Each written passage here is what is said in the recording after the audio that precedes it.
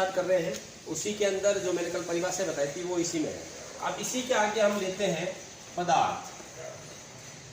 अभी तक हमने बातें की थी परमाणु, अणु, तत्व, यौगिक और मिश्रण के बारे में। उसमें एक शब्द बार बार आ रहा था पदार्थ की, वह पदार्थ जो एक ही प्रकार के परमाणु से मिलकर बनता है उसे तत्व कहते हैं। तो हमें यह पता होना चाहिए कि पदार्थ क्या है। तो ध्यान देना, पदार्थ को इंग्लिश में बोलते हैं मटेरियल। तो पदार्थ क्या होता है? वह वस्तु जो अपना कुछ द्रव्यमान रखती है या स्थान घेरती है उसे हम क्या कहते हैं? पदार्थ कहते हैं। मतलब जिसका कुछ तो द्रव्यमान होता है, द्रव्यमान हो, वह स्थान घेरे,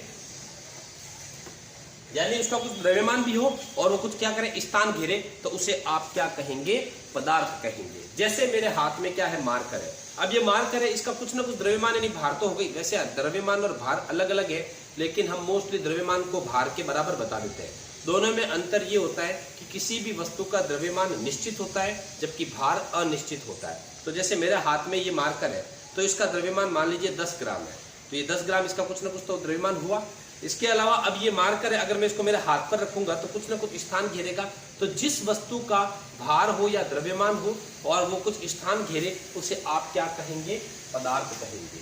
पदार्थ विभिन्न प्रकार के हो सकते हैं, जैसे मेरे हाथ में मार्कर है, चौक हो, डस्टर हो, पानी हो या कोई भी गैस हो, ये सारे किसके अंदर आ जाएंगे? आपके पदार्थ के अंदर आ जाएंगे। अब हम बात करते हैं पदार्थ के गुणों की। पदार्थ के गुण। सबसे पहला गुण पदार्थ का क्या है? कि पदार्थ कणों से मिलकर बनता है।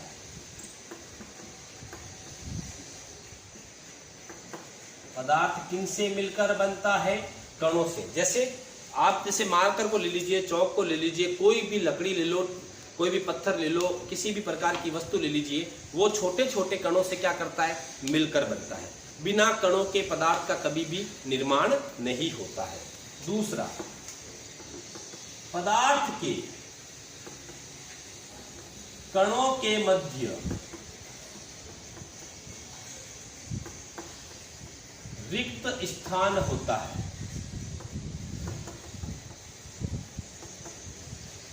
मतलब पदार्थ के कण जो होते हैं उसके बीच में क्या होता है? रिक्त स्थान यानी खाली जगह। जैसे आपको अगर मैं बोलूं कि शिकंजी बनाए, शिकंजी आप जान के नींबू पानी जिसे हम बोलते हैं, उसमें हम क्या करते हैं? पानी में चीनी डालते हैं, नींबू का रस डालते हैं, उसको हिलाते हैं और उसके बाद में उसमें हम क्या डालते हैं? नमक डालते हैं। तो आप देखना, नमक पानी के कणों के बीच में व्हाइट व्हाइट कलर का थोड़ा दिखाई देता है। क्यों? क्योंकि पानी के कणों के बीच में क्या होता है? रिक्त स्थान होता है, तो नमक जाकर वहां पर क्या करता है? सेट हो जाता है। तो कहने का अर्थ ये हुआ कि पदार्थ के अंदर रिक्त स्थान पाया जाता है, इसके कणों के बीच में क्या होती है? खाली जगह होती है, जिसमें कोई भी दूसरा कण आके क्या हो सकता है? व्यवस्थित हो सकता है।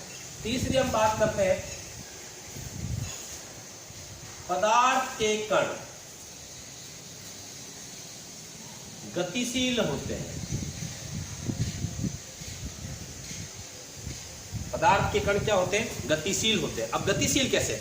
आप लीजिए पानी में आप कोई भी इंक हो, स्याही, चाहे ब्लू कलर की हो, रेड कलर की हो, ब्लैक कलर की, उसकी एक बूंद डालिए। जैसे ही आप स्याही की बूंद डालेंगे या कोई भी कलर डालेंगे उसमें थोड़ा सा, तो थोड़ी देर बाद आप देखेंगे कि वो कलर पूरे पानी में फैल जाता है। क्यों फैलता है? क्योंकि जो कलर है उसके कणों के बीच में क्या होती है? गतिशीलता पाई जाती है। उस गतिशीलता के कारण वो पूरे पानी के अंदर फैल जाता है। अब अगर आप उस पानी को, कलर वाला जो पानी भर गया, उसको एक अन्य बीकर या अन्य पात्र में लेंगे थोड़ा सा और उसमें और पानी मिलाएंगे, तो वो कलर थोड़ा थोड़ा लाइट हो जाएगा।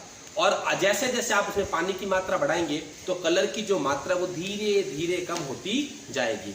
बट जो पदार्थ के कण उसके बीच में हमेशा क्या होती है? गतिशीलता होती है। उस गतिशीलता के कारण वो रंग जो है एक पदार्थ से कहां जा रहा है? दूसरे पदार्थ में, या एक बीकर से कहां जाएगा? दूसरे बीकर में जाएगा। चौथा, पदार्थ के कणों के मध्य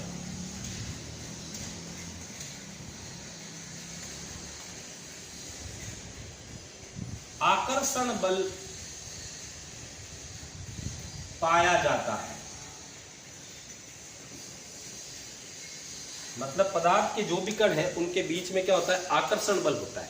आकर्षण बल का अर्थ ये हुआ कि पदार्थ को वो कण जो है आपस में जोड़ के रखते हैं। जैसे आप लोगों ने देखा होगा कि अगर मैं एक लकड़ी का टुकड़ा लूं, एक हम पानी लेते हैं, अगर लकड़ी के टुकड़े को तोड़ेंगे तो वो बहुत मुश्किल से टूटेगा, जबकि पानी को अगर आप गिराएंगे तो थोड़ी देर में फैल जाएगा। ऐसा क्यों? क्योंकि जो लकड़ी का टुकड़ा है उसके बीच में जो आकर्षण बल है वो मजबूत होता है, जबकि पानी के अंदर आकर्षण बल क्या होता है? कमजोर होता है। तो कहने का अर्थ ये हुआ कि पदार्थ के कणों के मध्य क्या पाया जाता है? आकर्षण बल पाया जाता है। जैसे आप लोग देखना, मैं अगर दो जनों को मेरे पास में खड़ा कर दूं और उसकी अंगुली से मेरी अंगुली को ऐसे टच करूं और उसको अगर तीसरे व्यक्ति को बोलूं कि इसको हटाया जाए, तो वो हल्का सा अगर बीच में ऐसे मारेगा तो अंगुली से अंगुली हट जाएगी। अगर ऐसे ही मैं अंगुली से अंगुली को बांध के रखूं और उसको हटाने को बोलूं तो उसको थोड़ा सा बल ज्यादा लगाना पड़ेगा। अगर मैं एक व्यक्ति के साथ में दूसरे व्यक्ति का ऐसे हाथ पकड़ लूं और उसे हटाने के लिए बोलूं तो उसको ज्यादा क्या लगाना पड़ेगा? बल लगाना पड़ेगा। तो कहने का अर्थ ये हुआ कि जिनके कणों के मध्य में रिक्त स्थान कम होता है तो उनके मध्य का आकर्षण बल भी क्या होता है? मजबूत होता है। तो ये पदार्थ के आपके क्या हो गए? गुण हो गए। एक तो कणों से मिलकर बनता है, रिक्त स्थान होता है, गतिशील होता है। कौन सा बल पाया जाता है? आकर्षण बल पाया जाता है। इस बल का नाम होता है अंतराण्विक आकर्षण बल। अब हम बात करते हैं पदार्थ की अवस्थाएं। अब हम बात करते हैं पदार्थ की अवस्थाएं।